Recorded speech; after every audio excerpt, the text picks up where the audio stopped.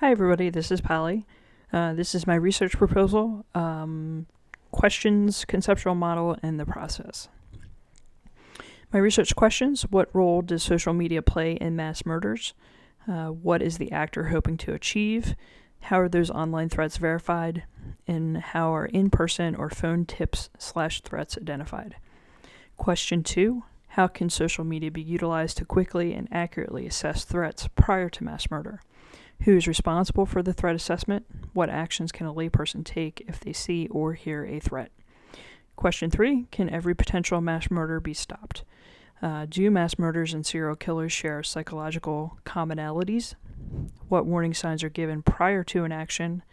And do first-person shooter games contribute to this? So is the person kind of like in an alternate reality? And is that they don't understand necessarily what they're doing.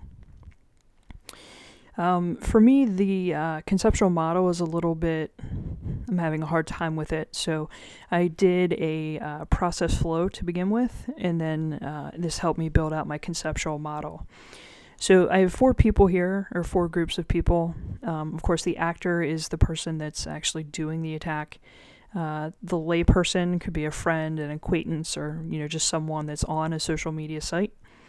Public information officer, this is a subset group within the law enforcement community that are really the pinpoints for doing this kind of online assessment, on a daily basis.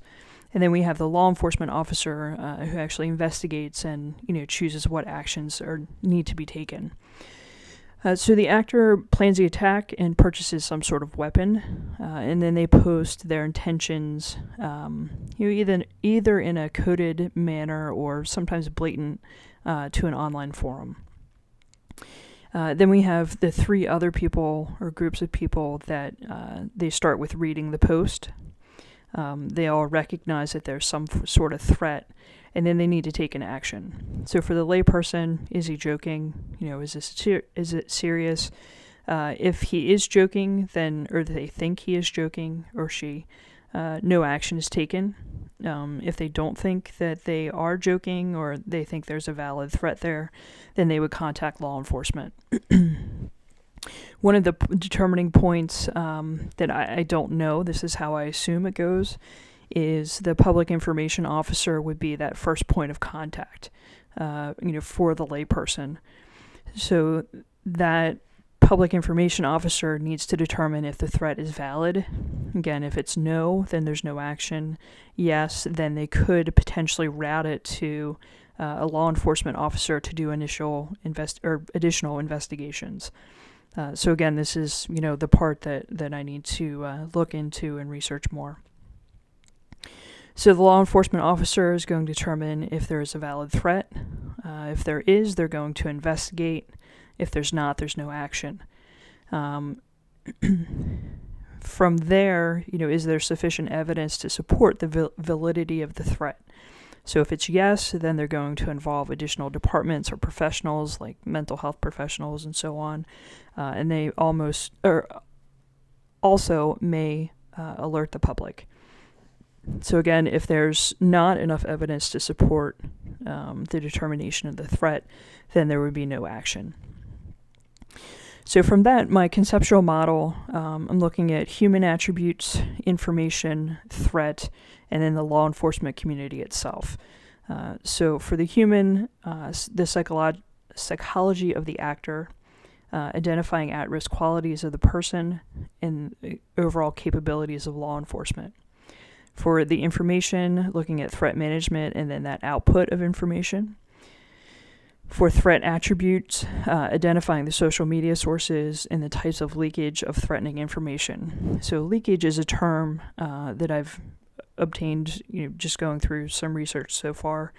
So basically the concept is that people, when they're intending or planning on doing something, they either say or do, or something alters in their day-to-day activities that kind of indicates to other people around them that there's an issue.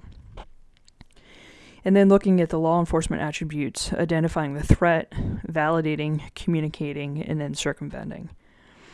So all this feeds into the system design. So we definitely have to look at the user interface, overall threat recognition, and then of course risk ranking. So if we determine that there's 50 threats a day, just in the Philadelphia area, risk ranking those to the ones that are obviously of the highest risk. Outcomes, looking at sharing best practices, accurately identifying threats, and then acting on those threats prior to an active shooter situation or some other threat of bodily harm. Research process, review current state-of-the-art processes of local, state, and federal law enforcement. Review psychological profiles of actors of previous cases. Unfortunately, we have a fair amount of data to pull information from. Review published literature on the subject of threat management and mass murders. Conduct a pilot study involving the various law enforcement groups, and determine if best practices can be gleaned from compiling current practices, and then share those best practices with law enforcement, schools, churches, daycares, really anywhere that there could be this potential for a mass murder. The actual method involves a study. The initial study would be conducted with various groups of law enforcement across the country to determine their individual states of the art. From the data collection, best practices will be learned and could be shared across all entities. The second phase then, of course, would be to put it into practice, to utilize the methodology of online threat assessment, and looking at identifying those people that have the potential of committing mass murder.